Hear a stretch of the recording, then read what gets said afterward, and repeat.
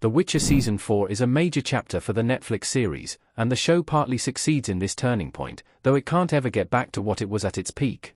It is hard to talk about the fantasy series without addressing the elephant in the room, as Henry Cavill's exit completely changes the show. While some of Season 4's issues come from the actor's departure, I can't say the show's shortcomings are entirely due to that. It was clear in Season 3 that The Witcher was facing story issues, and while The Witcher Season 4 cast has become a talking point, it is in that area that, yet again, the series is lacking the most. That is not to say that Season 4 is bad. I mostly enjoyed this new go-round throughout the continent. However, the show has not managed to return to the heights of its first 2 seasons, and certain moments dragged on. Still, I'm invested in these characters, and with more action this time around, The Witcher still manages to entertain. Liam Hemsworth is a fine replacement for Henry Cavill as Geralt, but not perfect. As someone who felt that Cavill was better suited as Geralt of Rivia than his more famous DC role as Superman, I was not the most hopeful about the recast.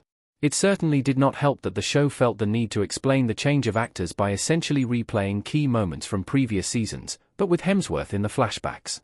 Sure, he was physically present as Geralt in the scenes, but those flashbacks stripped the moments of emotion and context, playing like a slideshow to make everyone understand that this is what Geralt looks like now, deal with it. Instead of pulling us back into the story, the sequence made me remember and miss the show's heyday. After that, though, Hemsworth's performance as Geralt was more enjoyable than expected.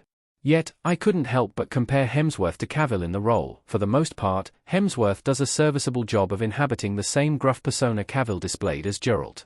However, there are some key differences between the two. Hemsworth's Geralt is more expressive than Cavill's, which took some getting used to. I liked the quieter Geralt and the dynamic that it brought. Cavill also had better comedic timing, even though Geralt was known for his dry delivery. Those moments, when he caught the audience off guard with a surprise sense of humor without ever trying to lean too heavily on outright comedy, are not really there in Season 4. Hemsworth maintains Geralt's grunts, but not to a similar comedic effect. Still, Hemsworth's performance in itself works for The Witcher Season 4. The action scenes, something the show had been lacking, came back in full force and were as bloody, kinetic, and creative as one has come to expect from the fantasy series. Hemsworth's Geralt is charismatic, and he had the most entertaining story out of the show's lead trio. The Witcher Season 4's story is hit or miss. While Geralt was obviously going to be the main talking point of the season, The Witcher became a hit series thanks to Yennefer, Anya Kalautra, and Ciri, Freya Allan. But when it came to Season 4, Ciri's storyline with the rats was difficult to connect with, even if I understand the role it has in Ciri finding herself. However, the group's characters weren't exciting. Honestly, it felt like every time the show cut to that storyline, it dragged, and Ciri was not at her best with the group anyway. As for Yennefer, her story of creating an army to go up against Vilgefortz this season was much more interesting. Ever since Season 1, The Witcher has done a great job of making its magic corner one of the most thrilling parts of the show.